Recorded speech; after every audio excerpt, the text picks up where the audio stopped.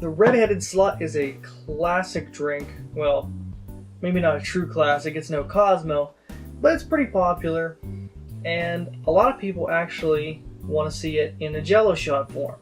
So I'm going to show you how to make that right now.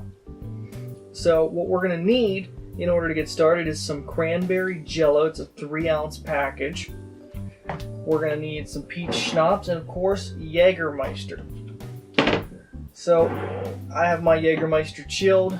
That'll actually help with the setting of the Jello.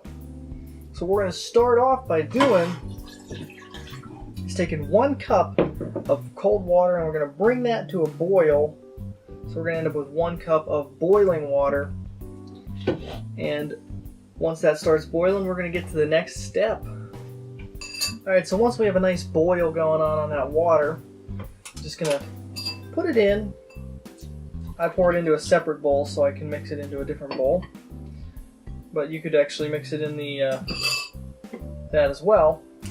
What we're going to do, we're going to follow the directions on the Jello and we're going to pour that in and stir it up nice. So I can get the Jello open. There we go. So take our packet, pour it in there.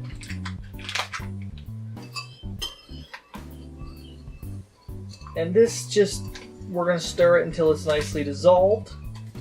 Should take a minute or two. We just want to make sure that there's no excess that doesn't get mixed in properly.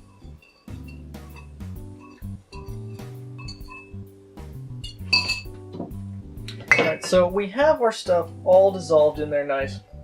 We're just going to take 4 ounces or a half a cup of Jagermeister.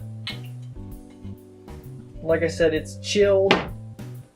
If you leave it chilled, it is going to help the Jello set a little bit quicker. You don't have to, but it is a good idea. We're going to do the same thing with the Peach Schnapps. We're going to take 4 ounces of it.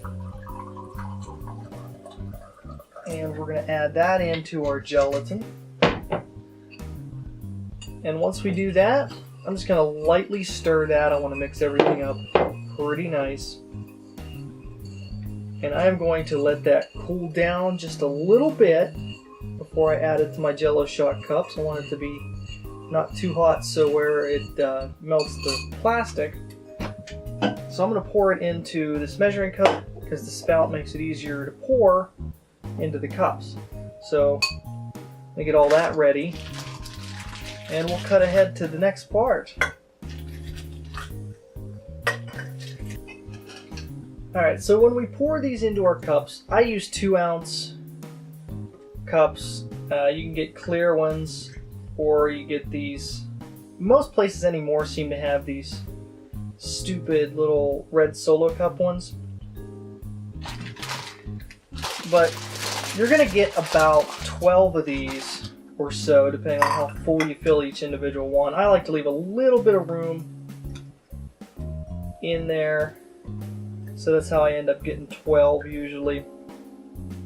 But what we're going to do when we're done pouring these is just throw them in the fridge. They should take about 2 to 4 hours to set completely.